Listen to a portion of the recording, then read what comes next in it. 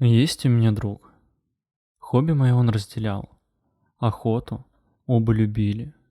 И подводную, и в лесу шататься. Сначала мы ради расслабления охотничье дело принимали, а дальше посерьезнее погрузились. Вступили в клуб. Каждый месяц несколько раз вылазки устраивали. Даже шабашить удавалось. Копейку в карман зарабатывать. И друг мой, Серега, решил охотничью собаку завести, чтобы веселее было и продуктивнее. Так и лучше дичь выследить, и зверя встретить не страшно.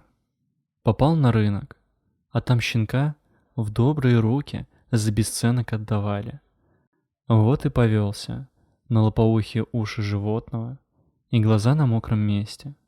Говорил я ему, что лучше породистую брать, наученную. Но Сергей стоял на своем, якобы переучит на свой лад. Прихожу как-то к нему в гости, а друг на диване мокрый лежит, запыханный. Барс, имя чудное ему дал, бегал за куском пакета, который сгрыз маленькими зубками, и веселился. Ставлю на стол звенящие бутылки прохладного напитка. Улыбаюсь с легкой издевкой и начинаю поучать, что бродяг тяжело на профи вывести. У Барса характер с каждым годом становился непредсказуемый, а вместо милого щенка стал суровый пес, которого все соседи обходили стороной.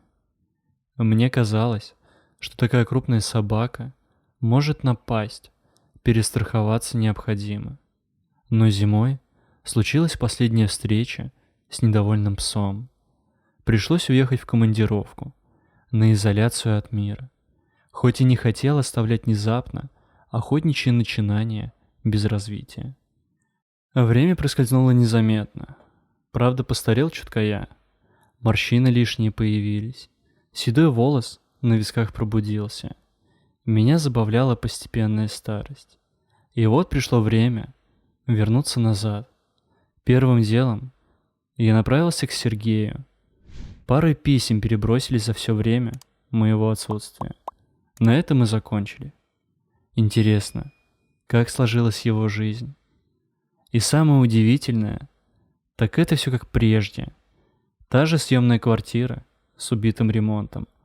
Барс недовольно зарычал, когда переступил порог и буквально бросился меня прогонять. Как тут засуетился Сергей. Он забавно стоял с ложкой и чашкой чая, ошарашенно смотря в мои глаза. Перезагрузил сознание, а после набросился хлопать по плечу. Барс все так же насторожен, напряг уши, мышцы на ногах стали сокращаться. Еще пару минут недовольства, и пес мог бы перегрызть меня. Милый же был. Самое поразительное, собака не пустила меня за порог.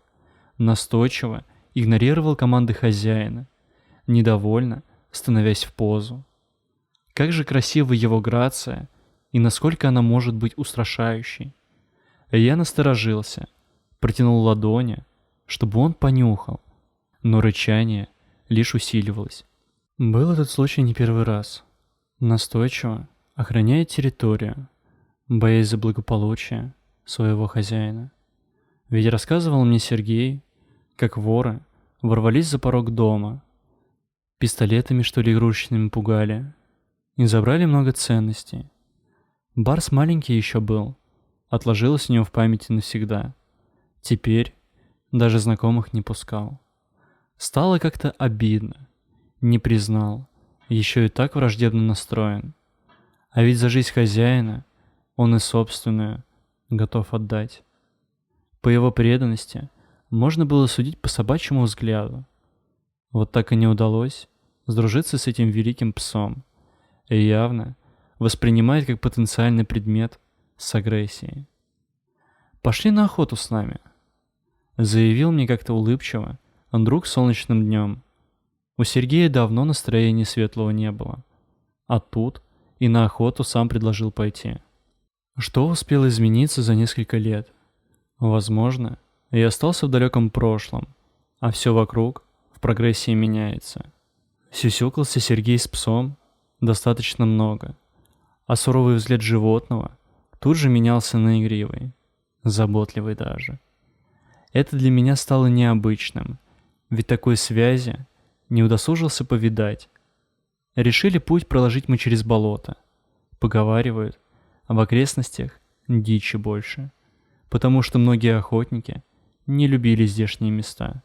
«Главное, в болото не вляпайся», — сказал мне мой друг. Протыкает палкой почву и смело шагает вперед. А я смотрел и гордился тем, что Сергей в охоте вырос, столько приемов новых узнал. Барс послушно шагал рядом, настораживая только обрезанными ушками. Мне было тяжело следовать за ним. Быстро, обильные испарения осадком душили легкие. Несколько раз приходилось останавливаться, чтобы отдышаться, но Сергей будто этого не замечал и шел лишь только прямо. Захотелось плюнуть и присесть отдохнуть на пенек, будто сделанный специально для удобного отдыха. Стер ладонью пот со лба и плюхнулся на корявый пень. Земля из-под ног в мгновение исчезла. Стала зыбуче затягивать на каждый сантиметр ниже. А вот я и влип. Я надрывно закричал басистым голосом. Надеюсь, что точно не умру такой глупой смертью. И, к счастью, Сергей среагировал быстро, не высказывая паники. Он просил меня не шевелиться, а я наоборот, от панической атаки растерял самообладание вовсе. Собака стояла неподалеку и смотрела на происходящее. Ну и что может сделать обычный пес в такой ситуации, который меня ненавидит? Долго не думая, Барс рванул ко мне, хватаясь острыми клыками за край рукава куртки. Он усиленно потянул на себя, но болото засосало нехило. Сам даже пошевелиться не мог, чтобы помочь псу. Вместе с ним тянул Сергей. Правда, боль была невыносимой, потому что в такие моменты тебя буквально разрывает.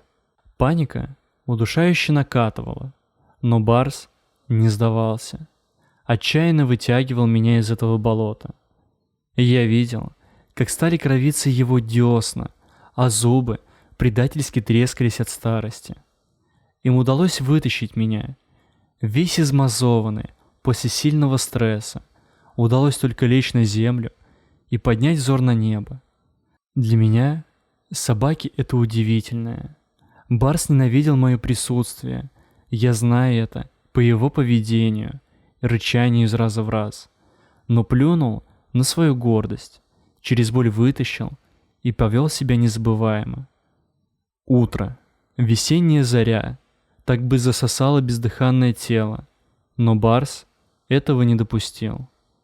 Все-таки животные удивительны по-своему, необъяснимы, но тепло, когда они рядом. Спасибо, Барс, тебе за то, что переступил свои принципы и спас меня. Рыча недовольно, но сохранил мне мою жизнь. Встретились мы после этого случая месяца через 2. Не знаю даже, почему так долго не могли увидеться. Барс все так же был не рад моему приходу, но стерпел и пропустил в комнату, начиная немного доверять. Мой друг мне сказал, чтобы я не обращал на него внимания, просто в детстве с ним обошлись дурно. Я принес ему собачье лакомство, рассыпал возле лап, но тот принципиально отвернул голову, даже не собираясь принимать угощение. Как каменная статуя, стоял и старался не сдвигаться, не поддаваясь даже инстинктам. А ведь его слюни предательски сдавали, и я улыбался. После пес посмотрел на меня, обнюхал еще раз, а затем лег неподалеку, разрешая с ним подружиться. Просто сидел и без умолку говорил о своей жизни. Смеялся, тупые шутки вспоминал. А Барс слушал и слушал, лишь дергая своими ушками. Сергей отлучился в магазин, разрешая остаться наедине. И это стало для меня вторым чудом.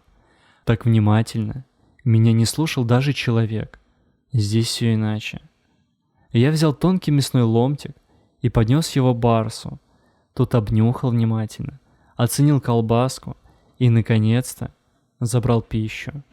Это означало, что мне удалось попасть в круг его собачьих друзей.